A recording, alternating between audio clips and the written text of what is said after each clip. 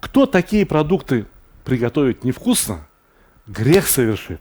Видите, не успел соль добавить, сразу пена начала отходить. Химия. Ага. Теперь с них шкура просто сама сходит. Вот теперь цвет так цвет. Она... Ах, как хрустит, как хороший арбуз хрустит. О, у меня у самого аппетит сейчас выше крыши моего дома.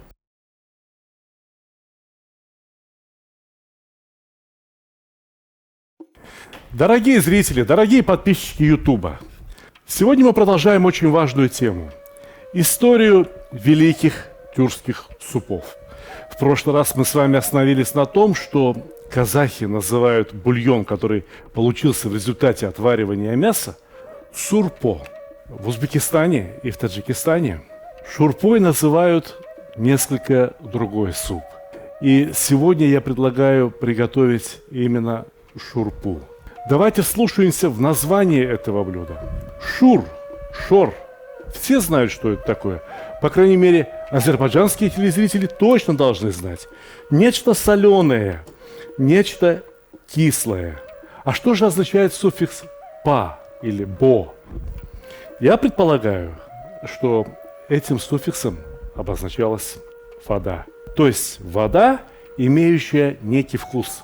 Соленый, либо кисловатый. Но в любом случае вода, которая превращается в еду. И вода – один из главных ингредиентов этого великого блюда. Поэтому надо выбрать хорошую воду, вкусную воду. В невкусную воду что не добавишь, все невкусно получится. А посмотрите, какие продукты мы сегодня будем закладывать в казан. Ребрышки. Пах-пах-пах, какие ребрышки? Или вот взять, например, грудинку. Кто такие продукты приготовить невкусно, грех совершит. Ребрышки, грудинка, шея, голяшки. Все это очень замечательные продукты для приготовления шурпы. Шурпа – блюдо достаточно древнее.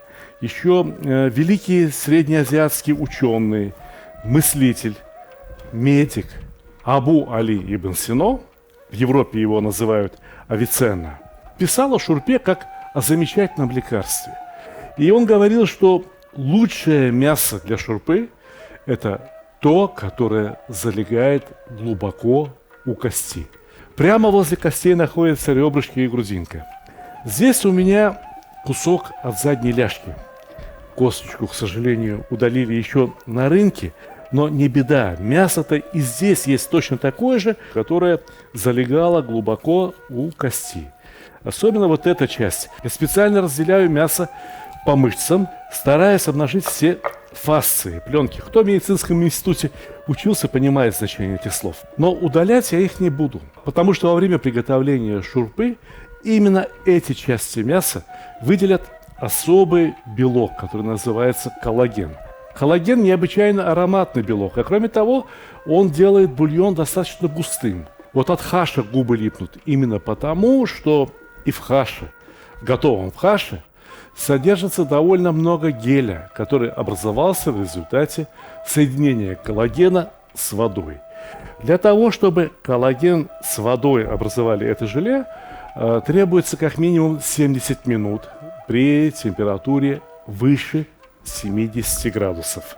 Отсюда можно сделать вывод, что шурпа как минимум должна готовиться 1,5 часа, потому что минут 20 уйдет на нагревание казана с водой. Я преднамеренно поставил очень несильный нагрев, очень слабый нагрев, чтобы мясо и вода нагревались постепенно. Если вода будет нагрета очень сильно, а мясо внутри еще холодное, то поверхностные слои мяса будут нагреваться, сжиматься и выдавливать из мяса чрезмерно много соков. Эти соки превратятся в пену. А пену у хороших поваров принято снимать. Поэтому запасемся терпением и немного подождем.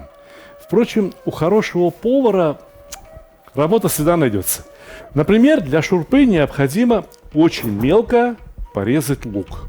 И именно лук является первым и, пожалуй, что самым главным отличием шурпы от казахского бешбармака и, соответственно, от казахской сорпы.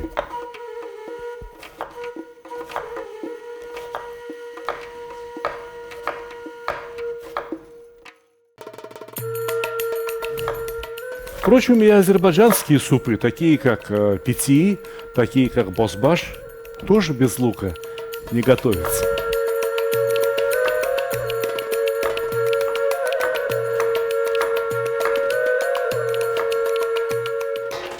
В Узбекистане распространен удлиненный лук. Он бывает преимущественно белого цвета, и его чешуйки несколько тоньше. А на вкус такой лук и слаще, и острее. Кстати говоря, и слез от него больше льется.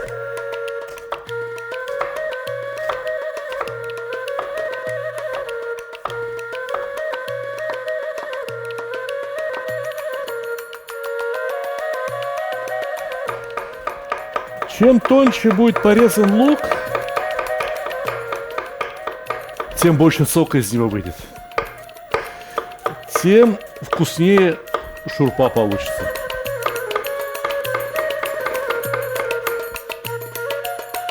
Чтобы пена от мяса скорее отошла, я добавлю в казан соли. Шурпы у нас готовится довольно много. Будет литров, наверное, 8 готового супа. Дело в том, что шурпу у нас все любят. Кроме того, шурпа такое блюдо, как плов. Сколько приготовишь, столько едоков и образуется. На шурпу гости охотно приходят. Я солю примерно половиной того количества соли, которое, по моим расчетам, в конечном итоге уйдет на этот казан. То есть сейчас я взял 1,5 ложки соли. Видите, не успел соль добавить, сразу пена начала отходить. Химия. Ну а когда пошла пена, зевать нельзя. Надо снимать сразу. Не дожидайтесь, пока много выйдет. Сколько есть, убирайте. Я люблю, когда бульоны чистые получаются. Прозрачные, как слеза.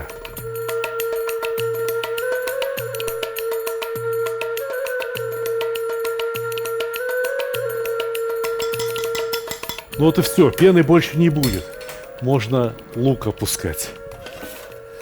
Обратите внимание на количество лука. Думаю, что я сегодня еще не очень много порезал. Обычно в шурпу кладут лука несколько больше.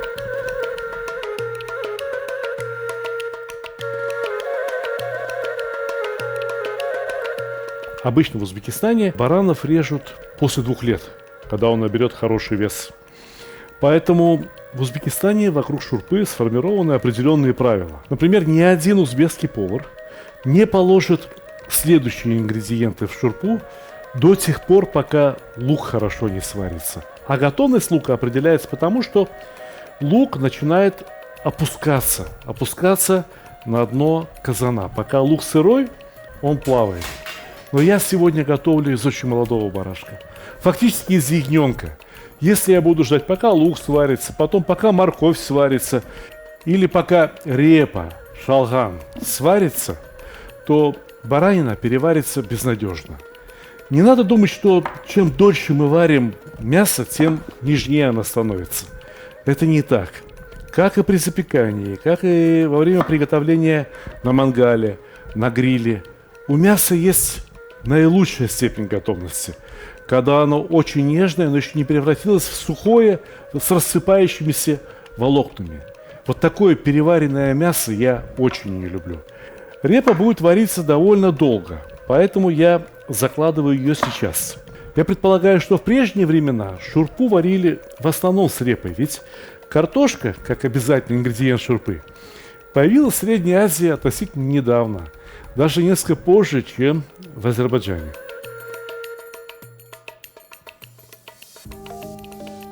Вот следующему ингредиенту в шурпе уже лет 500. Я имею в виду острый перчик. Несмотря на то, что и перец, и картошку, и помидоры когда-то привез Колумб из Америки, но перец попал в Среднюю Азию очень быстро. Это произошло через португальскую колонию Макао в Китае.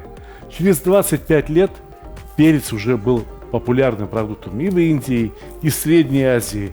И с тех пор в шурпу непременно кладут перец, особенно если шурпу готовят в лечебных целях, особенно если кто-то простыл. Но с другой стороны, Абу Али ибн Сино назначал шурпу именно в качестве лекарства от простуды.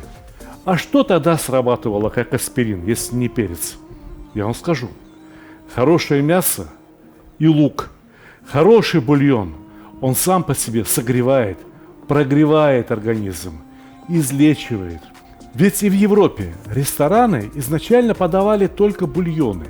Само слово «ресторация» обозначает место для отдыха организма, куда приходили измученные, я не знаю, там, алкоголем, уставшие после дороги, изможденные от болезней, и лечились именно бульонами.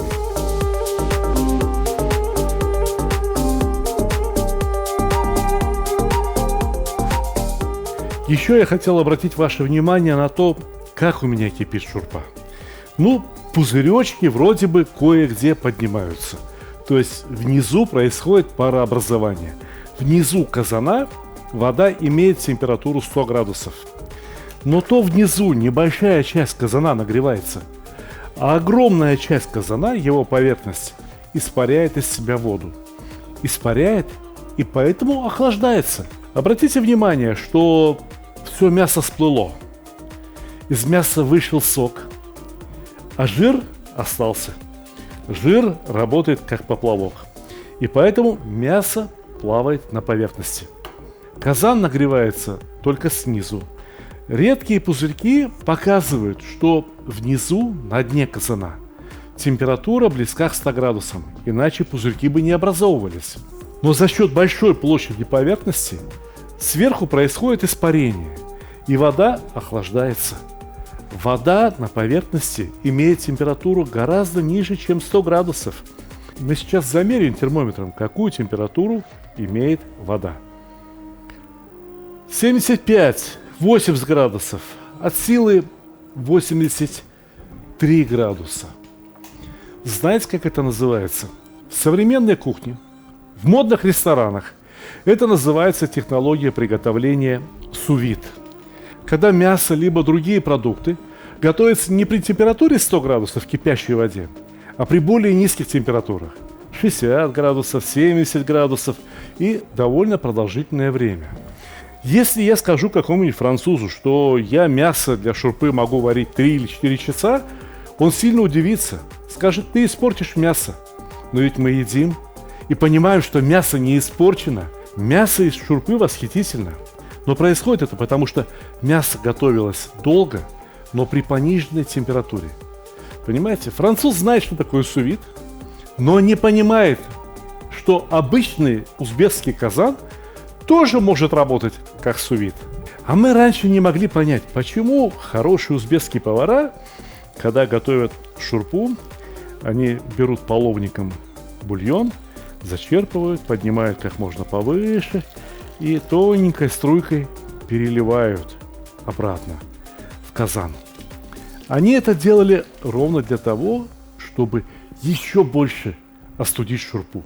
Понимаете? То, что наши предки 1000 лет назад делали, современная наука только теперь до этого дошла.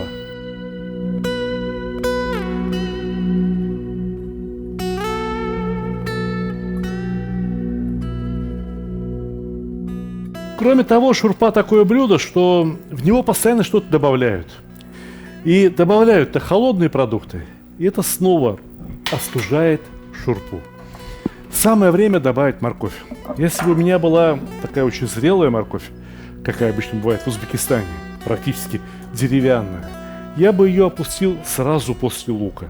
Но эта морковь сварится довольно быстро. Наличие моркови в среднеазиатской шурпе создает радикальное различие между шурпой и бозбашем. По сути дела, что такое бозбаш? Ну, тоже мясо, вареное с луком.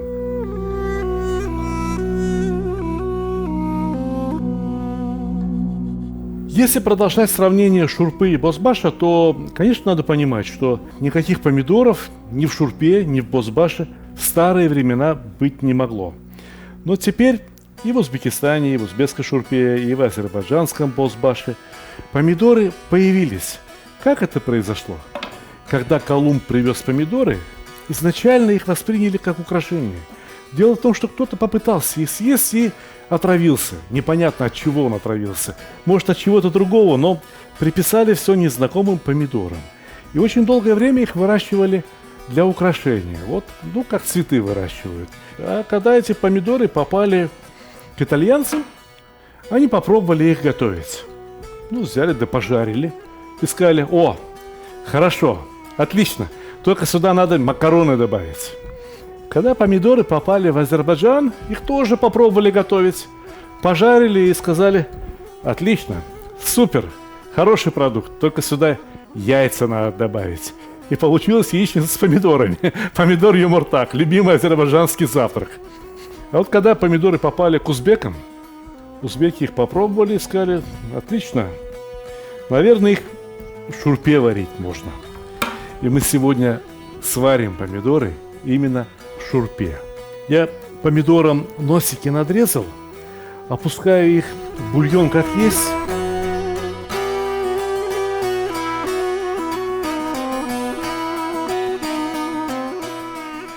Пару минут полежали помидоры в горячем бульоне. Все, можно доставать. Ага. Теперь с них шкура просто сама сходит. Шкурку в сторонку и нарезаем.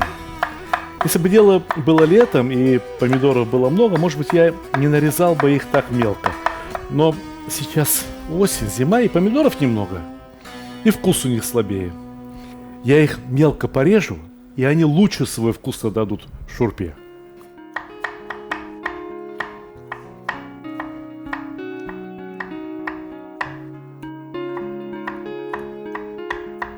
Вот и все. Возвращаем помидоры в казан.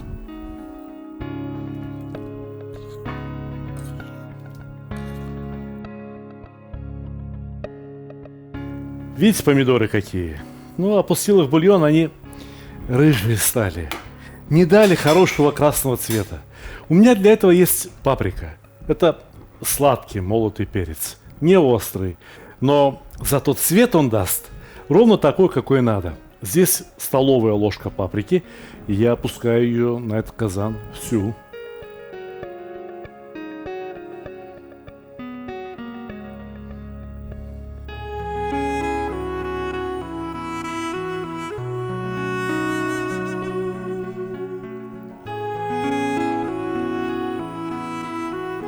Вот теперь цвет так цвет.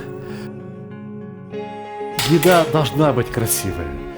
Ну, глаза тоже должны радоваться. Не только нос, обоняние, не только язык, который чувствует вкус, но еще и глаза, еще и уши. Иногда еда вкусно звучит. Вот кто-то ест что-то хрустящее, и прямо аппетит открывается. Например, когда я режу айву, она... Ах, как хрустит, как хороший арбуз хрустит. Мне этот звук нравится. Когда я ее буду кушать, она другой станет. Но тогда ее будет приятно потрогать пальцами. На подушечках есть осязание. Понимаете, ну, есть слепые люди, не дай бог никому, но вот есть слепые люди, да? И ведь они трогают эту еду и понимают, какая она. И вообще, вот эта еда ложками. Некоторые считают это признаком культуры. Так ведь это произошло все как раз от того, что руки были грязные. А изначально везде, и на Востоке, и в Европе, ели руками. И если руки чистые, то скажите, пожалуйста, что в этом плохого, кроме хорошего? Во-первых, мы подключаем еще один орган чувств к восприятию еды. Теперь все задействовано. Теперь все органы чувств задействованы. Во-вторых, когда человек ест руками, он никогда не отправит себе в рот что-то слишком горячее. Ну а кроме того, поесть руками так красиво, чтобы окружающим было приятно, вот этому научиться гораздо сложнее, чем есть просто ложкой. Вы погодите, не расходитесь, не переключайтесь. Если время останется, я покажу, как ели шурпу руками.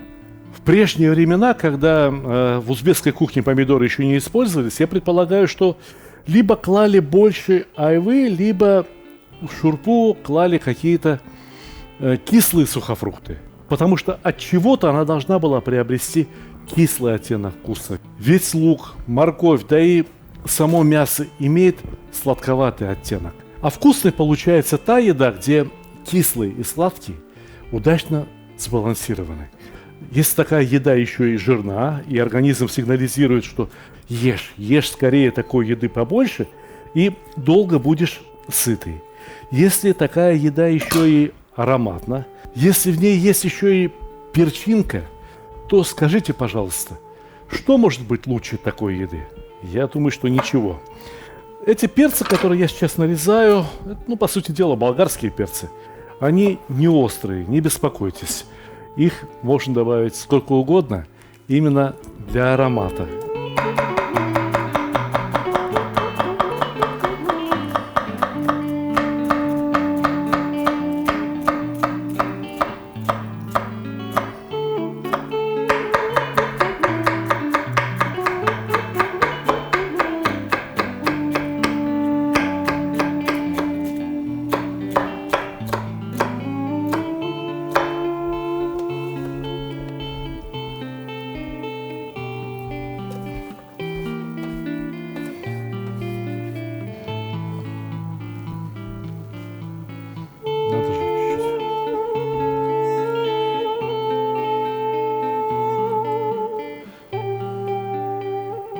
В моей шурпе с самого начала варятся 2 сушеных узбекских перца. Они полностью целые, и сейчас в шурпу они отдают только свой запах. Вся острота внутри. Когда я буду кушать... это я вперед забегаю. Но дело в том, что у них запах своеобразный. Это одна нота запаха. А вот такие перцы, свежие стручковые перцы, имеют другой запах. Как рыба свежая и сушеная рыба или копченая. Они же разные, точно так же перцы разные. И я закладываю сейчас в казан 3 перца, а 1 оставлю на потом. Вы увидите, что я с ним сделаю. Заложим и эти, они свеженькие, молоденькие. Минут за 25, за 30, что нам осталось до конца приготовления, как раз сварится. Пора закладывать картошку.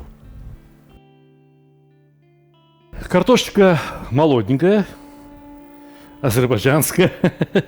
Вот она, дружба народов. Баранина знаю, с Астрахани, картошка с Азербайджана. Эти перцы откуда не знаю. Лук откуда-то привезли. Все в одном казане соединилось. И ни один продукт с другим не конфликтует. Учиться надо.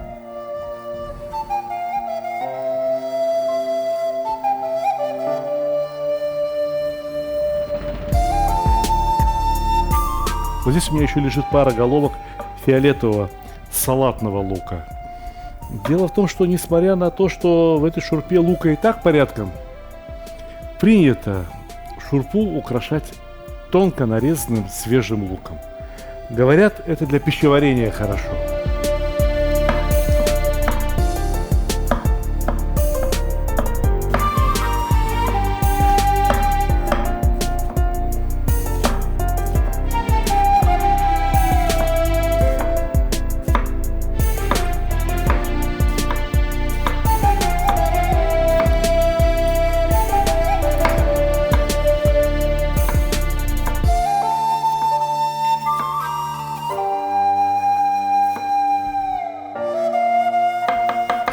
А теперь тоненько-тоненько режу только носик. Вот семечки увидел, все, дальше не буду резать. Носик у перца очень ароматный. Не будет слишком острый, не беспокойтесь. И кроме того, вот этот лук и перец и зелень каждый будет добавлять себе в косу уже по желанию. О, зелень сказал. Ведь сушеная зелень. Сушеная зелень абсолютно необходима для хорошей шурпы. Вот базилик, рейхан. И зеленый, и фиолетовый. Летом, когда есть на грядке, свеженький, хорошо. Зимой можно и сушеный.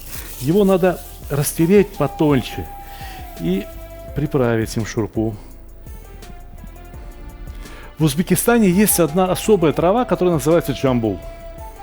Ботаники ее определяют как садовый чабер, собранный до цветения. Значит, к чабрецу садовый чабер не имеет никакого отношения.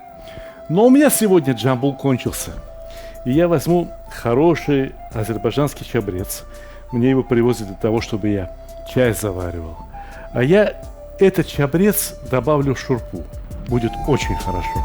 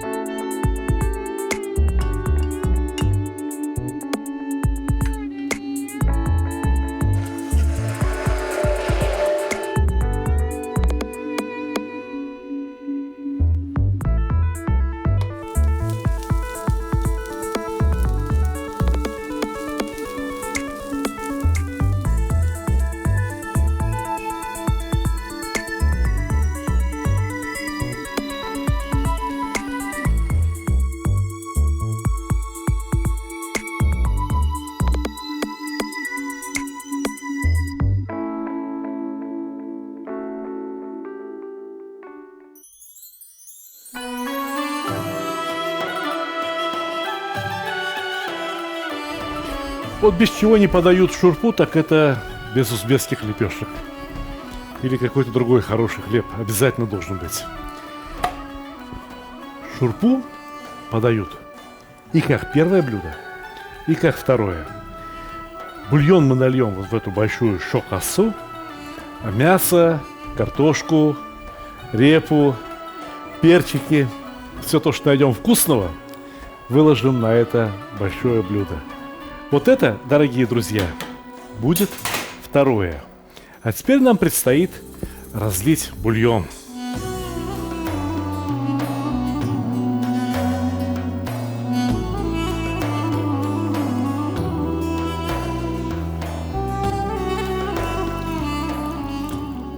Вот какой бульон. Отличный, превосходный, ароматный. Аппетит? О, у меня у самого аппетит сейчас выше крыши моего дома. А теперь я наливаю одну порцию, для того, чтобы показать вам, как есть шурпу по-узбекски. Итак, как я и говорил, зелень, тонко порезанный салатный лук необходимо добавить непосредственно в кассу. Так будет правильно. Во-вторых, у каждого мужчины за столом должен быть нож. Вот такой стандартный узбекский нож, пичак говорят. И лепешку ломают руками. Никто не режет лепешки ножом. Я отламываю себе такой кусочек, какой мне необходим. И вот этим кусочком хлеба я буду помогать себе есть. Кассу держат в руках, как пиалу, когда чай пьют. И по-узбекски говорят не поесть шурпы, а попить шурпы. Поэтому шурпу пьют через край кассы. Это вполне соответствует среднеазиатскому мусульманскому этикету.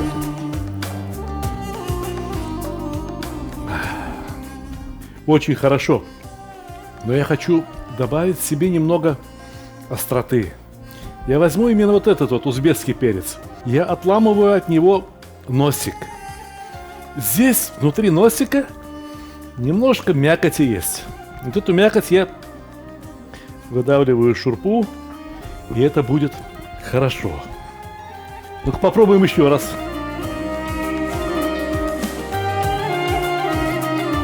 О, вот теперь совсем другое дело. Ну и как же быть с репой, морковью, с кусочком мяса?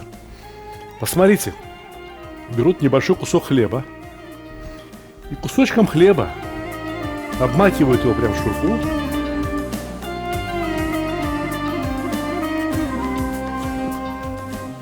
Подвигают кусочек твердых продуктов прямо себе в рот. Показать еще раз? Вы посмотрите. Вот кусочек моркови, кстати говоря, довольно крупный. Беру нож и прямо здесь отрежу себе столько, сколько надо. Могут мне сказать: Сталик, ну вот ложкой все-таки удобнее, мы же привыкли ложкой. Да и ешьте ложкой. Ешьте так, как вам удобно. Ешьте так, чтобы ваш аппетит был приятным. А я поем сегодня так, как ели шурпу тысячелетиями наши предки. Приятного аппетита!